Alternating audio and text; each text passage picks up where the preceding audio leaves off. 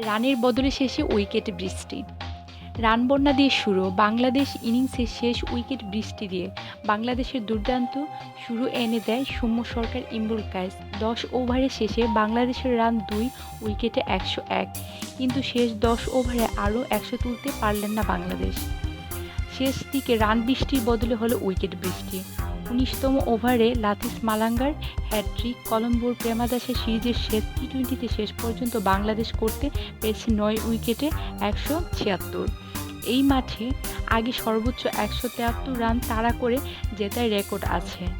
২০১৫ সালের অগাস্টে শ্রীলঙ্কার ১৭২ রান পাকিস্তান কেটেছিল ১ উইকেটে হাতে রেখে। শ্রীলঙ্কার সর্বোচ্চ ১৭৬ রান তাড়া করে জেতার রেকর্ডটিও পাকিস্তানের। পারলে কেতে ২০১২ টি-টোয়েন্টি বিশ্বকাপে বাংলাদেশের দেওয়া ১৭৬ রানের লক্ষ্য পাকিস্তান ছুঁয়েছিল ৮ উইকেট হাতে রেখে। অবশ্য দিবারাত্রি ম্যাচে এই মাঠে ১৭২-এর পর দ্বিতীয় সর্বোচ্চ তাড়া করে জেতার স্কোর ১৫৬। গত ম্যাচেই যেটি হয়েছে। জিততে হলে শ্রীলঙ্কার মাটিতে সবচেয়ে বেশি রান তাড়া করার নতুন রেকর্ড গড়তে হবে। এই মাঠে যা আয়তন ও রেকর্ড, তাতে ১৭৭ রানের লক্ষ্য বেশ কঠিনই হওয়ার কথা, কিন্তু গত ম্যাচের বোলিং আরও হলে আশা না করে ভালো।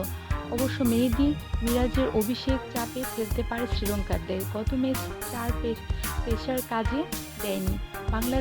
আজ বাংলাদেশ খেলছে ৩ পেসার নিয়ে, অথচ লক্ষ্যটা আরও বড় হওয়ারই আভাস ছিল। প্রথম ওভারে উঠে ৫ রান। বাংলাদেশের ২ ওপেনার শ্রীলঙ্কার বোলারদের উপর চড়াও হলেন নুয়ান কুলাসেকারার করা দ্বিতীয় ওভারে থেকে।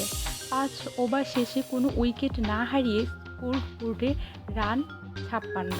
সপ্তম ওভারে শূন্য ৩৮। আশেলা গুণারত্নের ফিরতি ক্যাচ হওয়ার ভাঙে ৭১ রানের উদ্বোধনী জুটি। টি-টোয়েন্টিতে উদ্বোধনী জুটিতেই এটাই বাংলাদেশের সর্বোচ্চ। পরের ওভারে ফেরত ইমরুল থারাঙ্গার থ্রোয়ে রান আউটে কাটা পড়ার আগে বাঁহাতি ওপেনারের রান ৩৬। টি-টোয়েন্টিতে যেটি তার সর্বোচ্চ। ২ ওপেনার ফিরলেও তৃতীয় উইকেটে সাব্বির রহমান, সাকিব আল হাসান ৩২ বলে ৪৬ রানের সৌজন্যে রান রেটে প্রায় ১০ পরেই ছিল বাংলাদেশের, কিন্তু ১৩ থেকে ১৬ এই ৪ ওভারের রান রেট স্লো হতে শুরু করে।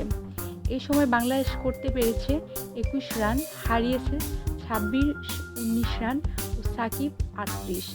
শেষ ৪ ওভারে ৩৭ রানের সৌজন্যে শ্রীলঙ্কার সামনে চ্যালেঞ্জিং স্কোর ছুড়ে দিতে পেরেছে বাংলাদেশ।